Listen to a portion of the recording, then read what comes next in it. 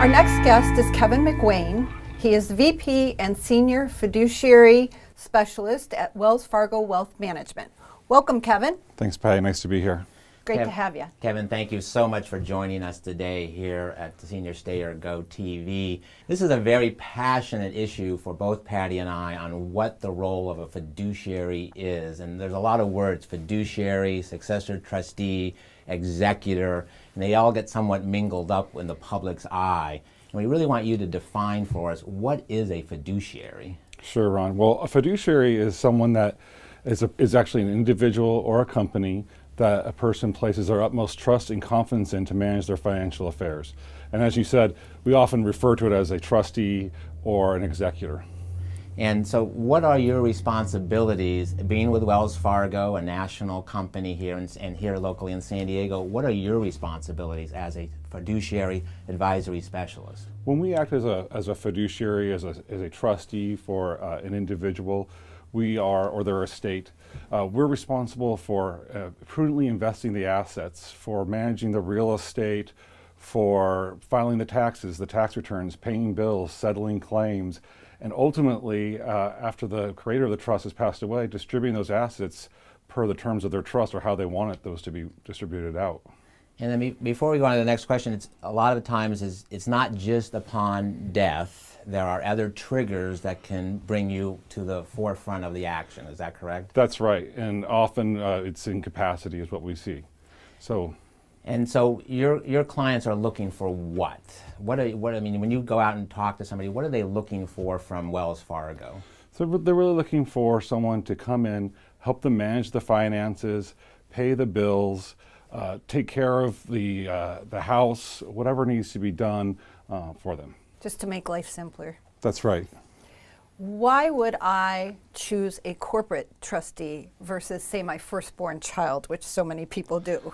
Right, that's a great question. And oftentimes individuals, they lack the expertise that a corporate trustee or company has in managing financial affairs. So as I mentioned before, the job duties are not just to distribute assets. It could be, in the event of incapacity, paying bills and keeping the household going, providing for the caregivers, getting the caregivers into the house. It could be marshaling all the assets once someone does pass away to an administrative trust, paying bills, settling claims, all of those things. And they often lack that expertise to do it. So what they wind up doing is they go out and they hire a CPA or an accountant to do the taxes, and they hire an investment manager to do the investments.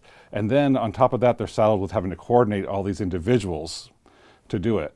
And it's not being tied together and working as a single unit. Correct. And it's another full-time job. It's another full-time job. And sometimes they don't live near mom and dad. Sometimes they live clear across the country or out of the country. Mm-hmm. So it becomes really difficult for them to handle that. And also, it takes away from them being family with their siblings, with their parents.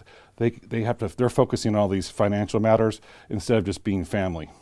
And I think that's the number one issue that Patty and I see in the work that we do is, the family it's a very emotional time if their parent is losing capacity or the parent obviously has passed away, and they're trying to grieve or they're trying to deal with mom's lack of capacity.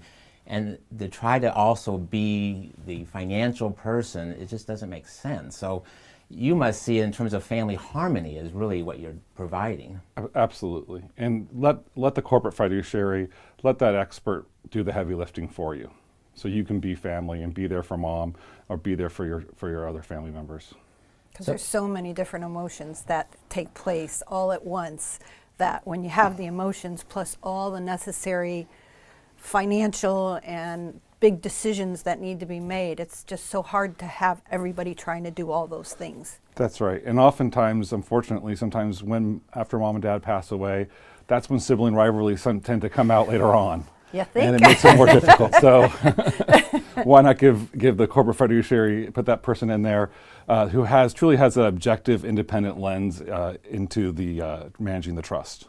So when do you like to first get involved? Obviously, prior to someone passing away, you want to be involved, up front and kind of get to know their wishes the control of what's going on. Right. We really believe that planning is when to get involved.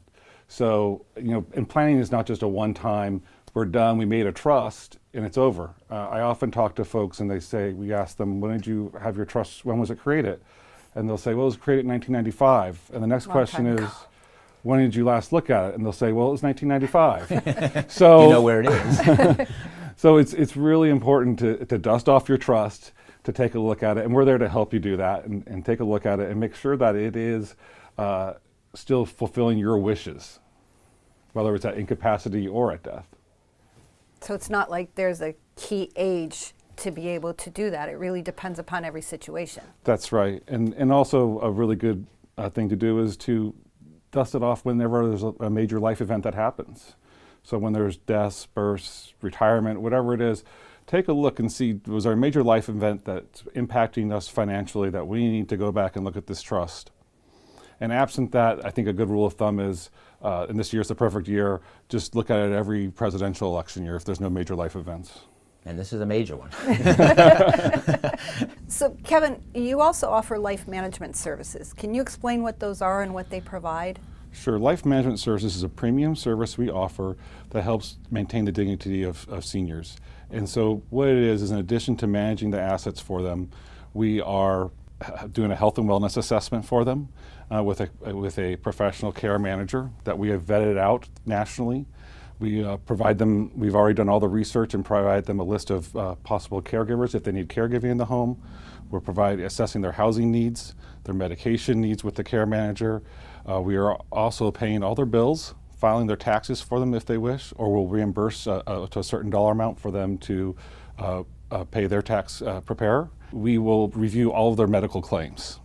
Oh, wow. So That's important. yes. So oftentimes when you're in the hospital, you're at the doctor's, we get all these explanation of benefits letters that come.